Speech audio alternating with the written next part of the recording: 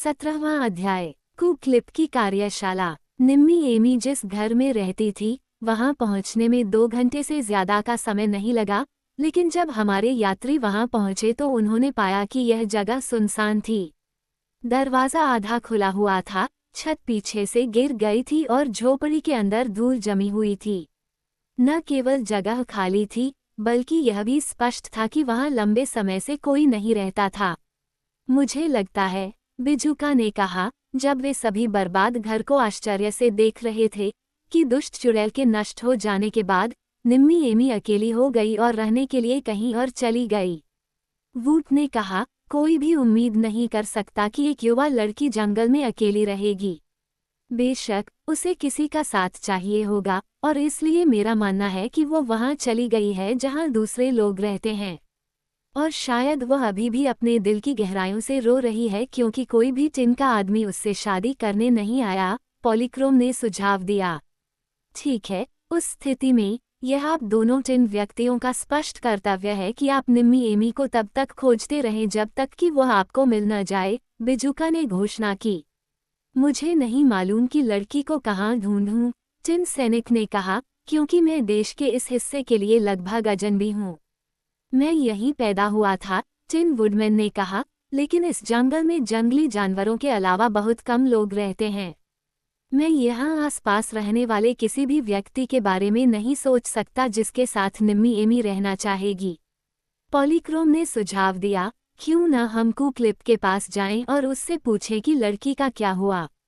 उन सभी को ये सुझाव अच्छा लगा, इसलिए एक बार फिर वे जंगल से होकर कुक्लिप के घर का सीधा रास्ता लेते हुए चल पड़े, क्योंकि दोनों टिन जुड़वां बच्चे रास्ता जानते थे, क्योंकि वे कई बार उस रास्ते पर चल चुके थे। कुक्लिप विशाल जंगल के दूर किनारे पर रहता था, उसका घर मंचकिन देश के विस्तृत मैदानों की ओर था जो पूर्व की ओर था। लेकिन जब वे जंगल के किनारे इस निवास पर आए तो टिनस्मिथ घर पर नहीं था। यह एक सुंदर जगह थी, जो गहरे नीले रंग से रंगी हुई थी और हल्के नीले रंग की सजावट थी। यार्ड के चारों ओर एक साफ सुथरी नीली बाड़ थी और छायादार नीले पेड़ों के नीचे कई नीली बेंच रखी गई थी जो जंगल और मैदान के बीच की रेखा को चिन्हित करती थीं। घर के सामने एक नीला लॉन था, जो एक अच्छी आकार की इमारत थी। कुक्लिप घर के सामने वाले हिस्से में रहता था और पीछे के हिस्से में उसकी कार्यशाला थी, जहां उसने और जगह बनाने के लिए एक लीन टू एडिशन भी बनाया था। यद्यपि उनके पहुंचने पर उन्होंने टिनस्मिथ को अनुपस्थित पाया, परंतु उसकी चिमनी से धुआं निकल रहा था, जिससे ये सिद्ध हो गया कि वह शीघ्र ही वापस आ जाएगा।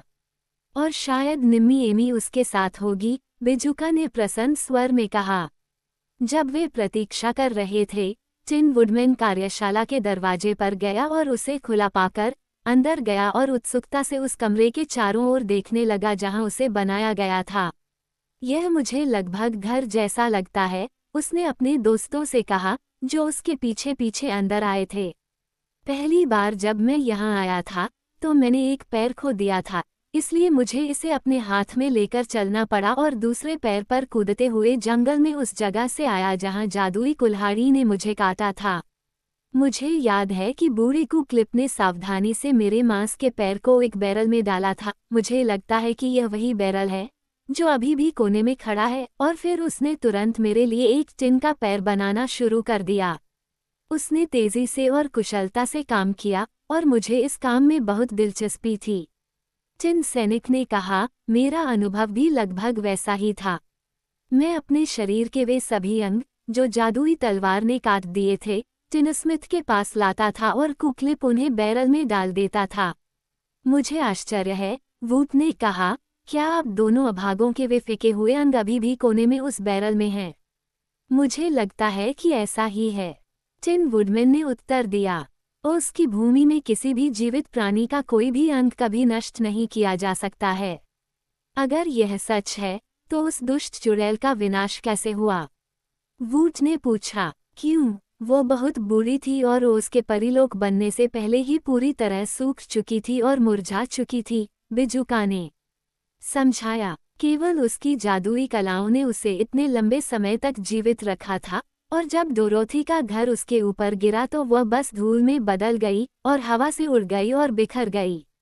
हालांकि मुझे नहीं लगता कि इन दो युवकों के कटे हुए अंग कभी पूरी तरह से नष्ट हो सकते हैं, और अगर वे अभी भी उन बैरल में हैं तो वे बिल्कुल वैसे ही होने की संभावना है जैसे कि जब जादुई कुल्हाड़ी या तलवार ने उन्हें काटा था।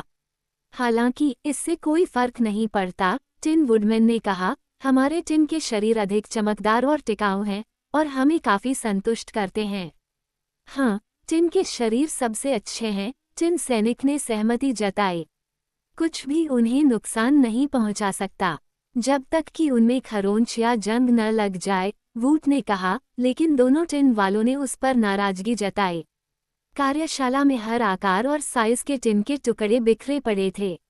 साथ ही हथौड़े, निहाई, सोल्डरिंग आयरन, चारकोल भट्टी और टिनस्मिथ जैसे कई अन्य उपकरण भी थे।